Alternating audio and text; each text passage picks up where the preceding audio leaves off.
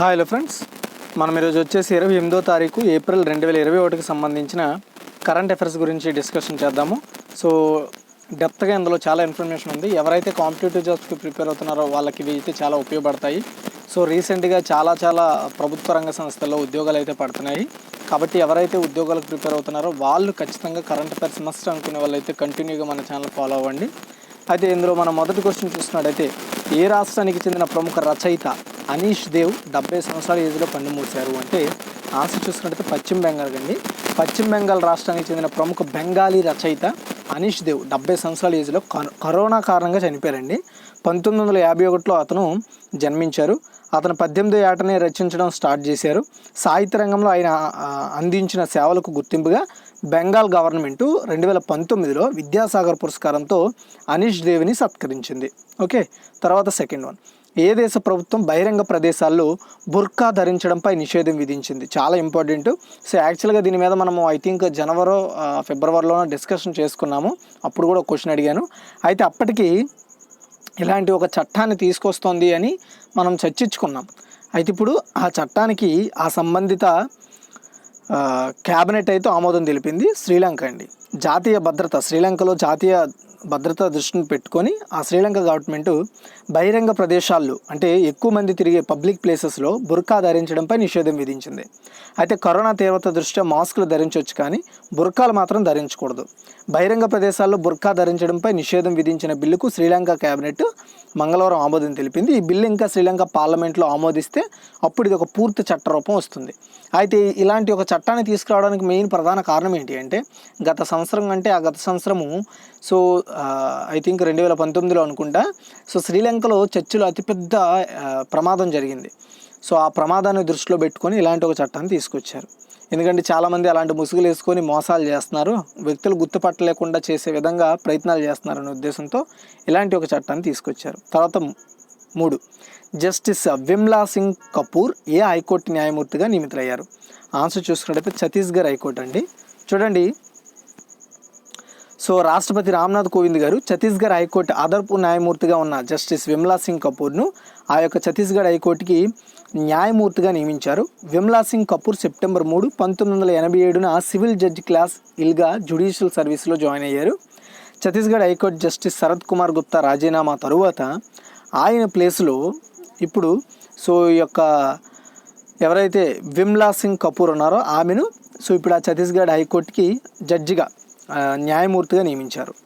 So తర్వాత 4th one, ఏ భాషా ప్రముఖ రచయిత మనోజ్ దాస్ ఇటీవలే కన్నుమూశారు? ఆన్సర్ చూసుకున్నట్టయితే ఒడియా అండి. ప్రముఖ ఒడియా రచయిత మనోజ్ దాస్ మంగళవారం పుదుచ్చేరిలో కన్నుమూశారు. యాక్చువల్గా అతను ఒడియాకి చెందిన రచయిత అయినా ఆయన ఎప్పటి నుండో పుదుచ్చేరిలో నివసిస్తున్నారు. చనిపోయేటప్పటికి అతని ఏజ్ వచ్చేసి 87 ఇయర్స్. 1934లో ఒడిశాలో జన్మించిన ఆయన ఒడియా మరియు ఆంగ్ల సాహిత్యంలో రెండింటిలో కూడా మంచి తనదంటూ ఒక ముద్ర వేసుకున్నారు. అతను భారతదేశపు ఉత్తమ కథకులలో కూడా ఒకరుగా గుర్తించుకున్నారు. అతను శ్రీ అరబిందో పురస్కార్, సాహిత్య అకాడమీ అవార్డు 1977లో, ఒరిస్సా సాహిత్య అకాడమీ అవార్డు, సరళ అవార్డు, సాహిత్య భారతి అవార్డు అండ్ బాపాసి అంటే పుస్తక అమ్మకదారులు మరియు ప్రచురణకర్తల సంఘం యొక్క సౌత్ ఇండియాకి చెందిన వ్యక్తి. 2000లో సరస్వతి సమ్మాన్ అవార్డు కూడా అతను పొందడం జరిగింది. ఓకే, అది అతని ట్రాక్ రికార్డ్ ఇది. తర్వాత 5, మోటారు మార్గాల్లో తక్కువ వేగంతో సెల్ఫ్ డ్రైవింగ్ కార్లను అనుమతించిన మొదటి దేశం ఏంది? సో ఇదంతా మీరు మర్చిపోయినా పర్లేదు, బట్ సెల్ఫ్ డ్రైవింగ్ కార్లను అనుమతించిన ప్రపంచంలో మొదటి దేశం ఏది అని అడగొచ్చు. ఆన్సర్ చూసుకున్నట్టయితే యూకే అండి. UK, United Kingdom. ఓకే, చూడండి, సో మోటార్ మార్గాల్లో అంటే మోటార్ వెహికల్స్ నడిచే మార్గాల్లో తక్కువ వేగంతో అంటే లో స్పీడ్తో సెల్ఫ్ డ్రైవింగ్ కార్లను అనుమతించిన మొదటి దేశంగా యూకే నిలిచింది. ఆటోమేటెడ్ లైవ్ కీపింగ్ సిస్టమ్స్తో ప్రారంభమయ్యే సెల్ఫ్ డ్రైవింగ్ వాహన వ్యవస్థల సురక్షిత ఉపయోగం కోసం ఆ దేశం యొక్క హైవే కోడ్ను అప్డేట్ చేయడానికి నిర్దిష్ట పదాలపై పనిచేస్తున్నట్లు బ్రిటన్ రవాణా మంత్రిత్వ శాఖ తెలిపింది. అంటే వాటికి అవే డ్రైవింగ్ చేస్తాయన్నమాట. సో అంటే లైక్ ఏంటంటే బట్ అక్కడ so automated lane keeping systems, lane keeping అంటే టైప్ ఒక రోడ్డు ఉందనుకోండి, సో ఆ రోడ్డును ఆ రోడ్డు మార్గంలోనే వెళ్ళే విధంగా సో ఆ యొక్క సిస్టమ్ని డెవలప్ చేస్తారనమాట. అంటే దాన్ని ఎవరు నడపరు, ఆ రోడ్డు మార్గాన్ని అదే అనుసరిస్తూ దానికి తగ్గ కోడ్స్ని కారుకి ఆ రోడ్డుకి లింక్ చేసి ఆ రోడ్ల మీదకి వదులుతారనమాట. అప్పుడు దానికి డ్రైవర్ అవసరం లేదు. ఆ రోడ్డు వాళ్ళు నిర్దేశించిన మ్యాపింగ్కి అనుగుణంగా ఆ కార్ అయితే ట్రావెల్ చేస్తూ ఉంటుంది. ఓకే, ఇలాంటి టైప్ ఆఫ్ సెల్ఫ్ డ్రైవింగ్ కార్లను అనుమతించిన ప్రపంచంలో మొదటి దేశం యూకే. ఓకే, సో ఆ తర్వాత 6th వన్, 4 కోట్ల కోవిడ్ పరీక్షలు నిర్వహించిన భారతదేశంలో మొదటి రాష్ట్రం ఏంది? ఆన్సర్ చూసుకున్నట్టయితే ఉత్తరప్రదేశ్ అండి. సో ఉత్తరప్రదేశ్లోని యోగి ఆదిత్యనాథ్ ప్రభుత్వం ఇప్పుడు 4 కోట్లకు పైగా కోవిడ్ పరీక్షలు నిర్వహించిందనమాట.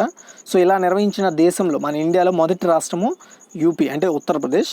సో రాష్ట్రంలో తగిన మోతాదులో కోవిడ్ టెస్టుల లభ్యత ఉండేలా తయారీ సంస్థల నుంచి 1 కోటి మోతాదులు కోవిషీల్డ్, కోవాక్సిన్ సేకరించాలని రాష్ట్ర ప్రభుత్వం ఆదేశించింది. అంటే ప్రతి ఒక్కరికి కూడా కోవిడ్ టీకా కూడా ఇవ్వాలనే ఉద్దేశంతో సో అక్కడ ఉన్న స్థానిక సంస్థల ద్వారా, మిగతా సంస్థల ద్వారా టైఅప్ అవుతూ సో డబ్బులు అయితే కేటాయింపులు కూడా చేసింది. ఓకే, తర్వాత 7th వన్, ILO అంటే ఇంటర్నేషనల్ లేబర్ ఆర్గనైజేషన్ అంటారు. సో ఇది భద్రత మరియు ఆరోగ్యం కోసం ప్రపంచ దినోత్సవాన్ని ఏ రోజున జరుపుకుంటుంది ILO అనేది? సో ఆన్సర్ చూసుకుంటే ఏప్రిల్ 28వ తారీఖునండి. సురక్షితమైన అలాగే ఆరోగ్యకరమైన మంచి పనిని ప్రోత్సహించడానికి, సో ప్రజల్లో అవగాహన కల్పించడానికి ప్రతి సంవత్సరం ఏప్రిల్ 28వ తారీఖున ప్రపంచ భద్రత అలాగే ఆరోగ్యం కోసం ప్రపంచ దినోత్సవాన్ని సెలబ్రేట్ చేస్తుంది. అంటే so world safety and health day for world.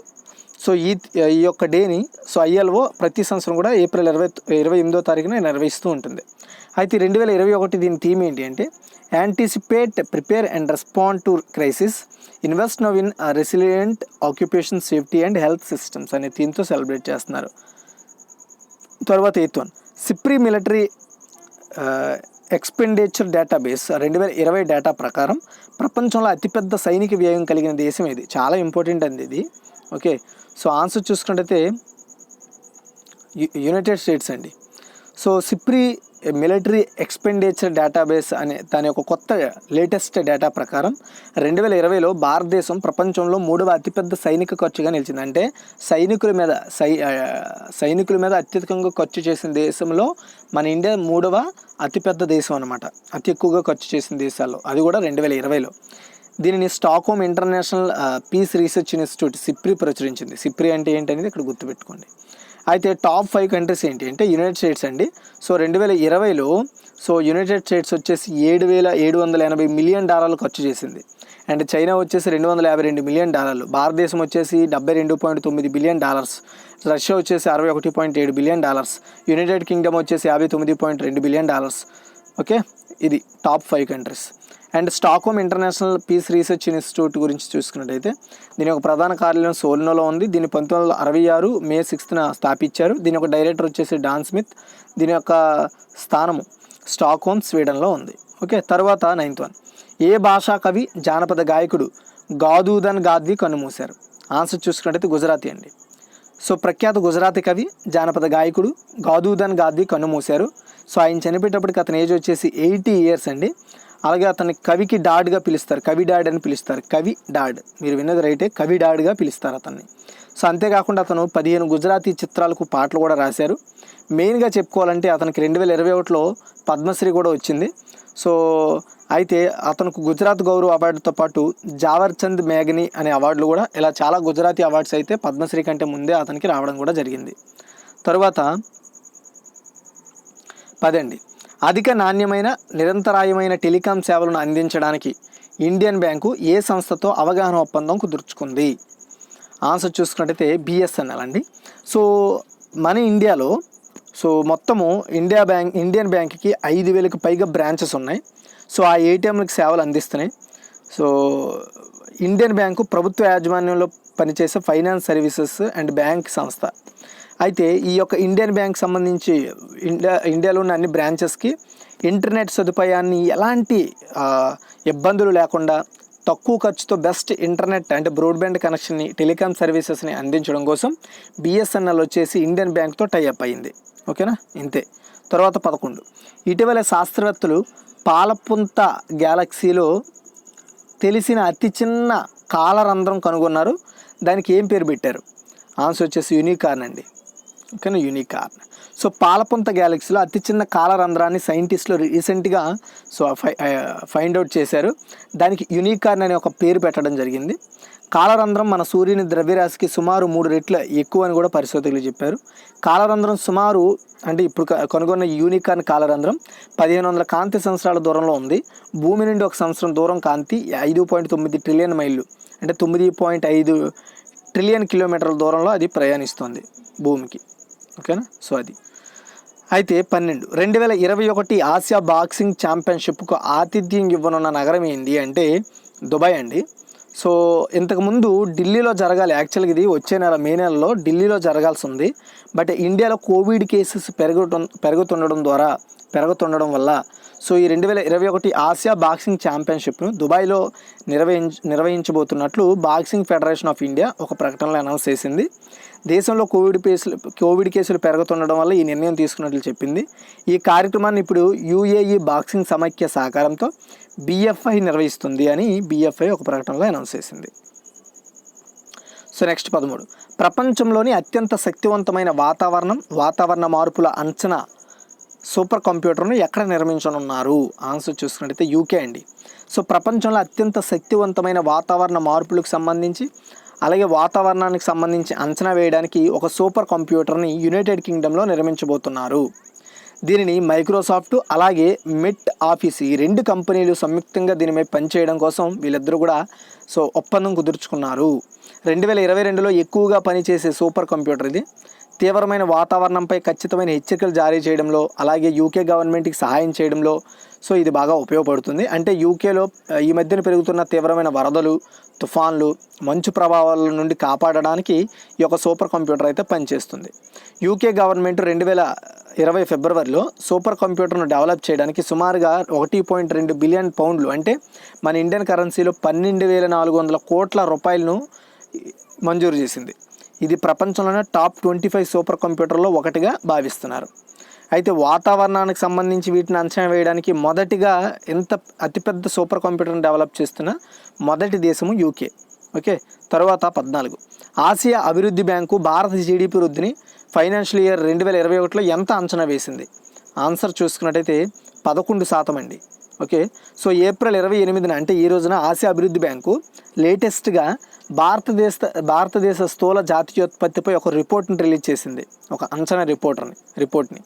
So ఆ జీడిపిలో 2021 అంటే ఈ సంవత్సరం ముగిసే టైంకి నెక్స్ట్ 2022 మార్చి 31 లోపు మన ఇండియా జీడిపి అనేది 11%గా ఉంటుందని ఆసియా అంటే ఏషియన్ డెవలప్మెంట్ బ్యాంక్ అయితే చెప్పింది. సో ఇది ఈ అంచనా అనేది కోవిడ్ సిచ్యువేషన్లో అంచనా వేస్తూ చెప్పామని చెప్పడం జరిగింది.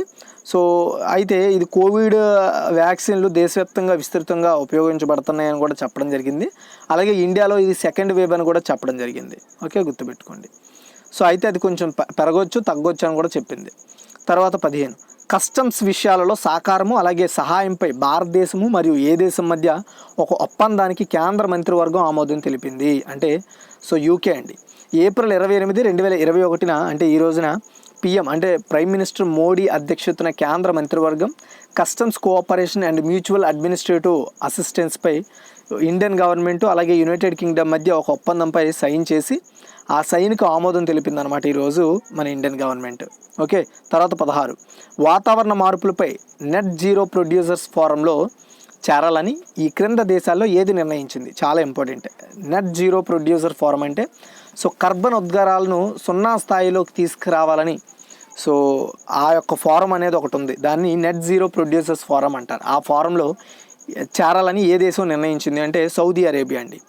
చమురు అలాగే గ్యాస్ ఉత్పత్తిదారుల కోసం నెట్ జీరో ప్రొడ్యూసర్స్ ఫోరం ఏర్పాటులో సౌదీ అరేబియా త్వరలో యునైటెడ్ స్టేట్స్, కెనడా, నార్వే ఈ 3 దేశాలు అండ్ 4 దేశాలు, ఖత్తర్ కూడా ఉంది.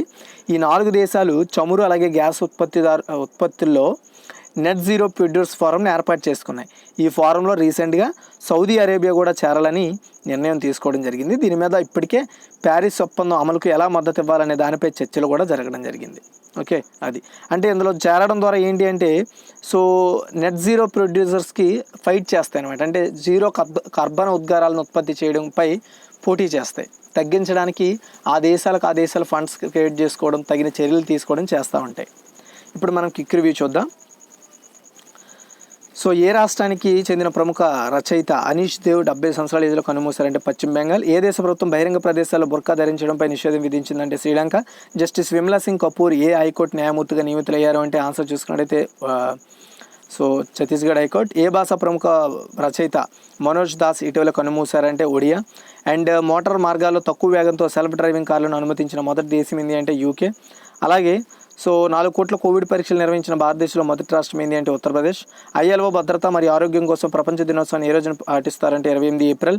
తర్వాత SIPRI military expenditure database 2020 data ప్రకారం ప్రపంచంలో అతిపెద్ద సైనిక వ్యయం కలిగిన దేశం ఏంటి అంటే యునైటెడ్ స్టేట్స్. మన ఇండియా 3rd ప్లేస్లో ఉంది. ఏ భాషా కవి జానపద గాయకుడు గాదూదన్ గాద్వి కన్నుమూశారంటే గుజరాతీ. తర్వాత చూసుకున్నట్టయితే అధిక నాణ్యమైన నిరంతరాయమైన టెలికాం సేవలు అందించడానికి ఇండియన్ బ్యాంక్ ఏ సంస్థతో అవగాహన ఒప్పందం కుదుర్చుకుందంటే బిఎస్ఎన్ఎల్. ఇటీవల శాస్త్రవేత్తలు పాల్పొంత గెలాక్సీలో తెలిసిన అతి చిన్న కాలరంధ్రం కనుగొన్నారు. దాని పేరేమిటి అంటే యూనికార్న్. 2021 ఆసియా బాక్సింగ్ ఛాంపియన్షిప్కు ఆతిథ్యం ఇవ్వనున్న నగరం ఏంటి అంటే దుబాయ్. అండ్ ప్రపంచంలో అత్యంత శక్తివంతమైన వాతావరణ మార్పుల అంచనా సూపర్ కంప్యూటర్ను ఎక్కడ నిర్మించనున్నారంటే యూకే. ఆసియా అభివృద్ధి బ్యాంకు భారత జీడీపీ వృద్ధిని FA 2021లో ఎంత శాతం అంచనా వేసిందంటే 11%. అలాగే సో కస్టమ్స్ విషయాల్లో సహాయంపై భారతదేశం మరి ఏ దేశం మధ్య ఒప్పందానికి కేంద్ర మంత్రివర్గం ఆమోదం తెలిపిందంటే యూకే.